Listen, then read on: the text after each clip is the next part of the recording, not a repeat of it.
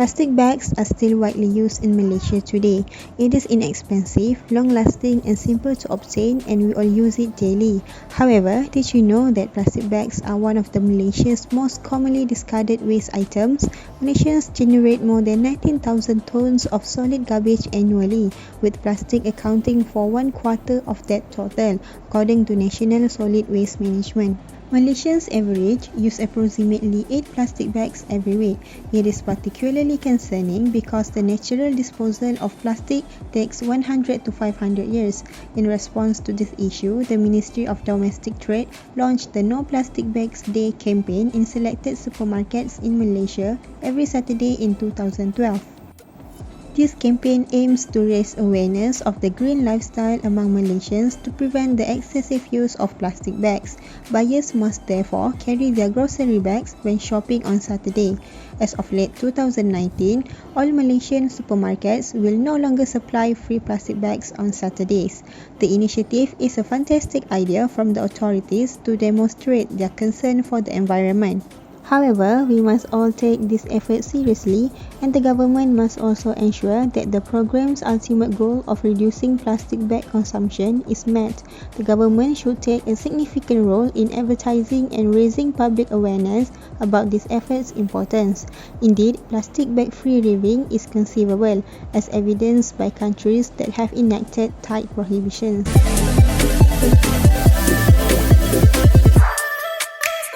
Go Green actually some kind of initiative that works together with basically schools to protect children from some kind of adverse environmental conditions. It also can secure access to nutritious food and can basically can conserve a lot of natural resources, especially for the futures. This campaign actually aims to reduce the use of plastic bags, which will eventually help to reduce the risk of environmental pollutions, and also at the same time also create some kind of awareness, especially among the public, on the harmful effect of using plastic bags.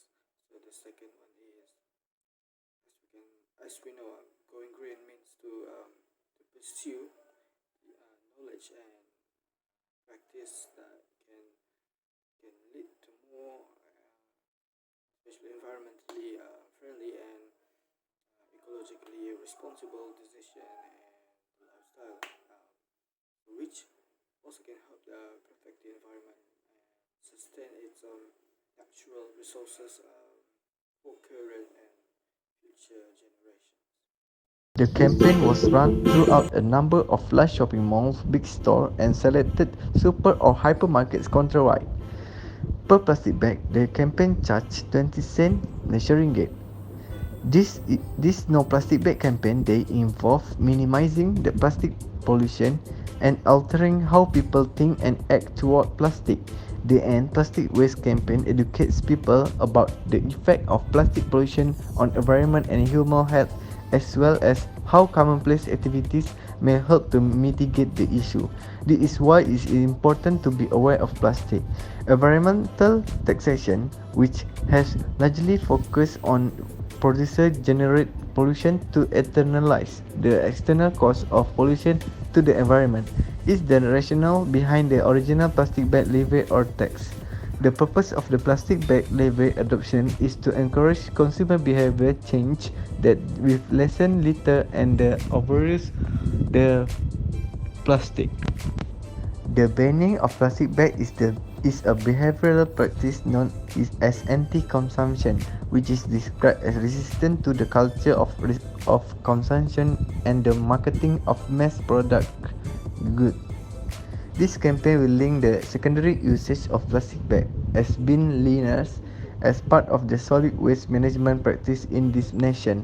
Even if the majority of the plastic bag levy pertain to concern of littering from the standpoint of solid waste management, most studies on the plastic bag tax that address change in consumer behavior rarely place much emphasis on this component. Finally, despite the fact that the plastic bag levy is intended to change consumer behavior, no study has been published that evaluates consumer acceptance of the levy and examine potential correlation between consumer attitude toward and behavioral during the campaign One Day Without Plastic Bag.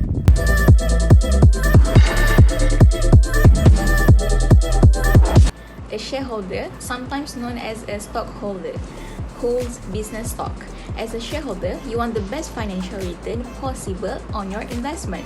That implies you're probably interested in how well the firm does because stock value rise when the company performs well. When stock prices rise, you have the option to sell your shares and profit. I have no example of stockholders in the Go Green campaign to share with. A stakeholder can influence or is influenced by the project you are working on.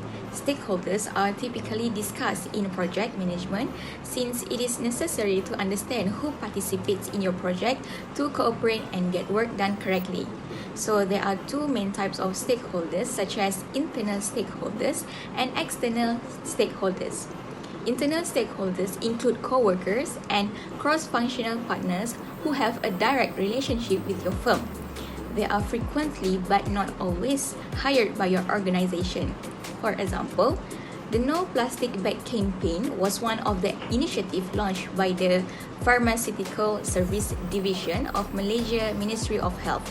For the internal stakeholders, these mean pharmacies against disease due to their employment in the Malaysian Ministry of Health pharmacies. So next is the customer, users and suppliers are example of external stakeholders that do not have a direct relationship with your organization.